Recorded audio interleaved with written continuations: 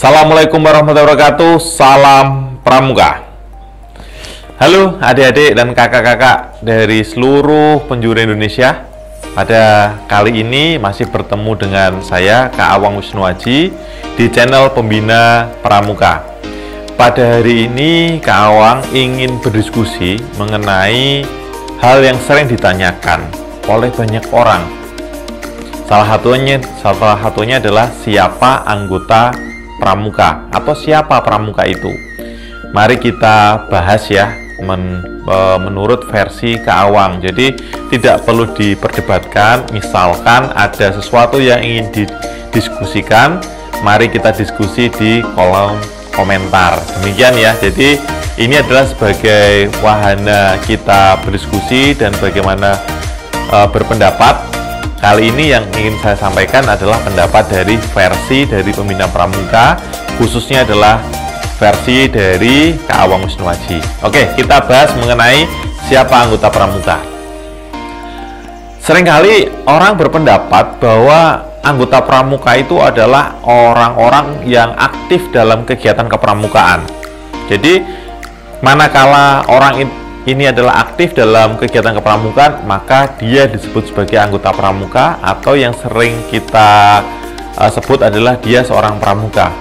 Namun apakah benar seorang yang sering mengikuti kegiatan pramuka itu berarti adalah anggota pramuka atau pramuka? Atau pendapat lain adalah seorang pramuka itu adalah orang yang mengikuti kegiatan ekstrakurikuler pramuka.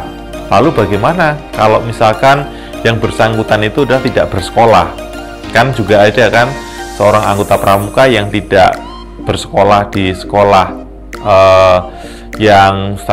institusi pendidikan, tapi menjadi anggota pramuka. Apakah dia disebut anggota pramuka atau tidak kalau hanya sebagai anak yang mengikuti kegiatan ekstrakurikuler? Lalu apakah seluruh orang yang mengenakan baju seragam coklat muda, coklat tua seperti yang dipakai Kak Awang atau yang terlihat pada gambar ini disebut sebagai anggota pramuka? Yuk kita bahas satu persatu. Kita akan membedahnya dari aturan yang tertinggi terlebih dahulu. Kita bahas mengenai Undang-Undang Gerakan Pramuka 12 tahun 2010. Tepatnya adalah pada Undang-Undang Gerakan Pramuka 12 tahun 2010 bab 1 pasal 1 ayat 2. Di situ dijabarkan mengenai pramuka adalah warga negara Indonesia yang aktif dalam pendidikan kepramukaan serta mengamalkan satya pramuka dan dharma pramuka. Jadi kalau melihat dari definisi yang ada pada Undang-Undang Gerakan Pramuka, bahwa pramuka ini adalah seorang warga negara Indonesia yang aktif. Jadi satu adalah bahwa pramuka itu adalah warga Indonesia. Ya, kita ada poin satu ya, berarti yang bukan warga Indonesia berarti bukan termasuk pramuka. Yang kedua adalah aktif dalam pendidikan kepramukaan. Orang pramuka atau warga Indonesia yang selalu berkecimpung di dalam pendidikan kepramukaan serta mengamalkan satya pramuka dan dharma pramuka. Jadi setiap kehidupannya sehari-hari selalu mengamalkan satya dan dharma pramuka. Menurut Undang-Undang Gerakan Pramuka 12 tahun 2010 seperti itu. Namun akan dijabarkan kembali di dalam anggaran dasar dan anggaran rumah tangga. Yuk kita bedah dulu mengenai anggaran dasar dan anggaran rumah tangga. Menurut anggaran dasar dan anggaran rumah tangga 7 Munas 2018 bab 5 pasal 6 ayat 1 bahwa anggota pramuka adalah perseorangan warga Indonesia yang secara sukarela dan aktif. Jadi masih adalah seorang warga negara Indonesia. Tambahan lagi adalah sukarela dan aktif. Di sini sukarela itu berarti tanpa paksaan ya. Jadi secara sukarela dia akan datang dan aktif. Selanjutnya adalah mendaftarkan diri. Jadi ada upaya untuk mendaftarkan diri sebagai anggota Gerakan Pramuka. telah memenuhi persyaratan tertentu serta dilantik sebagai anggota pramuka. Di sini ditambahkan bahwa seorang anggota pramuka itu adalah seorang yang telah memenuhi persyaratan tertentu. Jadi di dalam ADART ini ada persyaratan. Jadi tidak hanya seorang warga Indonesia yang sukarela, tapi ternyata ada syaratnya untuk menjadi seorang anggota Gerakan Pramuka. Selanjutnya adalah dilantik sebagai anggota. Setelah memenuhi persyaratan, maka anggota ini harus dilantik sebagai anggota.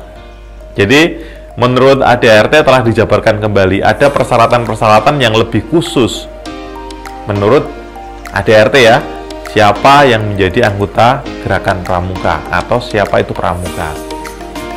Kita lanjut lagi, masih pada anggaran dasar dan anggaran rumah tangga, namun sekarang adalah kita bahas penjabarannya adalah pada anggaran rumah tangga. Menurut anggaran rumah tangga, masih pada hasil keputusan Munas 7 2018, bab 5 bagian organisasi, bagian ke-1 keanggotaan, dan pasal 36 keanggotaan. Di situ ada dua yang menarik adalah pada ayat 6 dan ayat 7.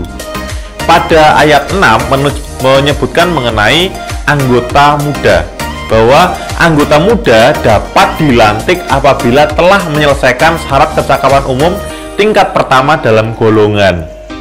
Jadi tadi ini adalah penjabaran dari penjabaran dari yang pertama tadi, anggaran dasar tadi. Di sana adalah ada syaratnya. Syaratnya apa? Ternyata bagi seorang anggota muda, berarti golongan siaga, penggalang, penegak, pandega, syaratnya adalah telah dilantik. Itu adalah menyelesaikan syarat kecakapan umum. Syarat kecakapan umum yang mana? Syarat kecakapan umum tingkat pertama dalam golongannya. Berarti dalam hal ini kalau kita melihat syarat kecakapan umum pertama, kalau siaga berarti siaga mula. Kalau penggalang berarti adalah penggalang ramu, penegak adalah penegak bantara, pandega adalah pandega karena hanya satu golongan.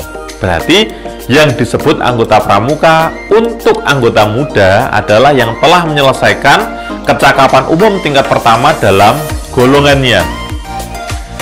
Di ayat ke-7 dilanjutkan kembali adalah pelantikan anggota muda dilakukan oleh pembina pramuka di gugus depan dengan mengucapkan Dwi Satya bagi pramuka siaga, Tri Satya bagi pramuka penggalang, dan pramuka penegak dan pramuka pandega. Jadi siapakah yang melantik anggota muda adalah pembinanya di gugus depan. Berarti yang berhak untuk melantik seorang peserta didik dalam pelantikan itu adalah pembinanya, dan tempatnya adalah di gugus depan, bukan di kuartir. Ketika pelantikan itu akan diucapkan Satya, siaga adalah Dwi Satya, penggalang, penegak, pandega adalah Tri Satya. Tentunya adalah Tri Satya menurut golongannya masing-masing ya. Untuk ada Tri Satya penggalang dan ada Tri Satya yang diperuntukkan untuk golongan penegak dan golongan pandega. Jadi setelah kita bahas tadi, berarti kesimpulannya adalah seorang pramuka atau seorang peserta didik dianggap sebagai anggota pramuka berarti adalah seorang peserta didik yang telah dilantik dengan syarat adalah telah menyelesaikan syarat kecakapan umum pertama di tiap golongannya. Oke, berarti kita tadi sudah mulai membedah. Kalau kita lihat tadi adalah syarat kecakapan umum ya seperti ini ya, seperti yang dilihatkan bahwa ini salah satu contoh ada syarat kecakapan umum pada golongan penggalang, bahwa ada namanya SKU. Adik-adik sudah menyelesaikan SKU? Tentunya sudah ya. Masing-masing golongan mempunyai SKU-nya masing-masing, dan setiap golongan punya standar yang berbeda karena SKU ini adalah disesuaikan dengan usia dalam golongan peserta didik. Maka kalau kita lihat bahwa SKU itu punya hal yang penting di sana. Syarat kecakapan umum itu sebagai apa? Paling tidak kita melihat bahwa syarat kecakapan umum ini adalah menjadi syarat kecakapan yang wajib dimiliki oleh peserta didik. Merupakan rangsangan dan dorongan untuk memperoleh kecakapan. Yang ketiga adalah syarat sebagai anggota pramuka. Berarti sangat penting ya yang dinamakan SKU ini, bahwa syarat kecakapan umum ini adalah menjadi syarat sebagai anggota pramuka. Kenapa demikian? Sudah kita bahas tadi, bahwa di dalam anggaran rumah tangga, bahwa yang dimaksud sebagai anggota pramuka adalah seorang yang harus telah memenuhi syarat. Syaratnya adalah menyelesaikan syarat kecakapan umum dan dilantik. Adik-adik, bahwa syarat kecakapan umum ini adalah syarat yang wajib diselesaikan oleh anggota pramuka. Jadi sekarang kita sudah tahu bahwa jika ada seorang peserta didik yang memang aktif dalam kegiatan kepramukaan, selalu mengikuti kegiatan kepramukaan, bahkan memakai seragam coklat muda dan coklat tua yang seperti kita gunakan saat ini, dan dia selalu mengikuti kegiatan pramuka dimanapun, namun karena yang bersangkutan belum memenuhi syarat kecakapan umum dan belum pernah dilantik, maka sebetulnya dia belum disebut sebagai anggota pramuka. Tepatnya adalah sebagai calon anggota pramuka. Jadi ternyata penting sekali SKU ini. Oke, sekarang sudah ada gambarannya. Kita akan lihat ada namanya kegiatan pelantikan. Kegiatan pelantikan ini adalah tidak hanya sekedar untuk memasangkan tanda. Bagi siaga adalah siaga mula atau penggalang ramu atau penegak bantara. Tidak hanya memasang, tapi dalam kegiatan pelantikan ini adalah sebagai momen awal bahwa seorang peserta didik telah memenuhi syarat sebagai anggota pramuka, dan pada saat itu peserta didik itu akan bergabung dalam Persaudaraan Kepanduan Indonesia, dinamakan adalah Gerakan Pramuka. Jadi sekarang adik-adik sudah tahu bahwa kegiatan pelantikan itu adalah dilakukan hanya sekali di tiap golongan. Maka kita sebut bahwa golongan atau tingkatan di atasnya tidak dinamakan kegiatan pelantikan, namun dinamakan adalah kenaikan tingkat. Maka kalau adik-adik lihat pada PPI dalam Gerakan Pramuka mengenai upacara, pada golongan pertama setiap tingkatan maka dinamakan pelantikan. Pelantikan siaga mula. Selanjutnya adalah bukan pelantikan lagi, tapi adalah kenaikan tingkat siaga bantu. Selanjutnya tata. Begitu juga dengan golongan yang lain, adalah pelantikan penggalang ramu, kenaikan tingkat menjadi penggalang rakit. Selanjutnya kenaikan tingkat terap. Di golongan penegak, pelantikan bantara.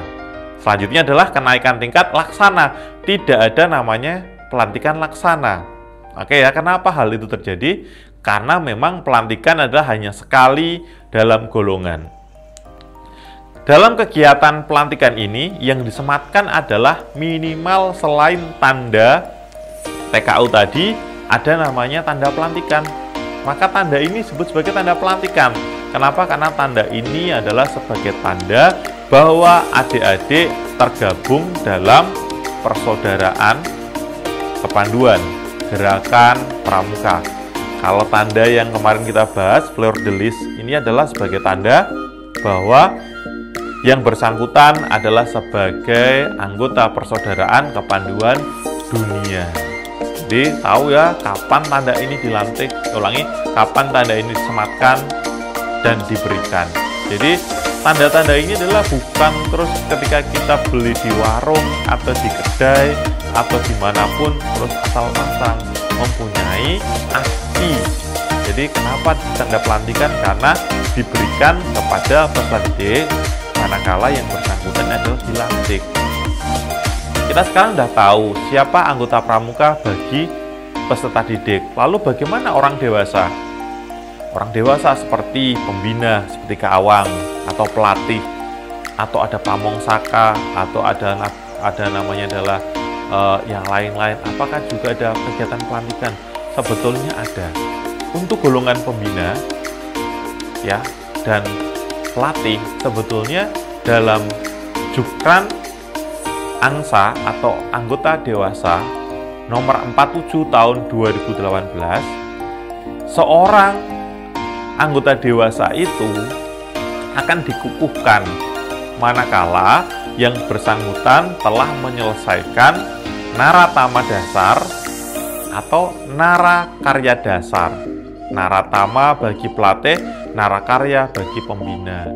Jadi ketika peserta didik, ketika orang dewasa khususnya adalah pembina telah melalui kegiatan kursus, selanjutnya mengikuti kegiatan pasca kursus, maka yang bersangkutan di akhir kegiatan pendampingan pasca kursus ini akan diberikan namanya adalah SHL, pengukuhan. Dan ada prosesi seperti halnya peserta didik kegiatan pelantikan. Ketika itu, maka seorang pembina benar-benar sebagai seorang pembina dan anggota dewasa Gerakan Pramuka. Dengan tandanya adalah diberikan SHB, Surat Hak Bina. Oke, sekarang kita sudah tahu ya, siapa anggota pramuka itu. Bahwa anggota pramuka itu adalah bagi peserta didik, adalah seorang peserta didik yang telah menyelesaikan syarat kecakapan umum pertama di tiap golongannya. Selebihnya adalah, kalau belum, disebut sebagai calon anggota Gerakan Pramuka. Sedangkan untuk pembina yang telah menyelesaikan narakarya dasar. Oke, sekarang adik-adik sudah punya gambaran ya, beserta kakak-kakak punya gambaran kalau ditanya siapa pramuka itu dan bagaimana syaratnya. Kita sudah tahu bahwa ternyata tidak seluruh orang yang memakai seragam coklat muda dan coklat tua ini atau yang mengikuti kegiatan kepramukaan disebut sebagai anggota Gerakan Pramuka atau pramuka. Oke, terima kasih. Pada hari ini kita telah belajar bersama ya mengenai siapa itu pramuka. Sekali lagi, tidak perlu kita perdebatkan. Kalau misalkan kakak-kakak atau adik-adik punya argumentasi yang lain atau punya yang dasar yang lain, mari kita diskusikan dengan baik pada kolom komentar. Terima kasih, tetap di channel Pembina Pramuka bersama Kak Awang. Kita akan bertemu dengan pengetahuan dan wawasan lain mengenai Gerakan Pramuka. Terima kasih, salam Pramuka.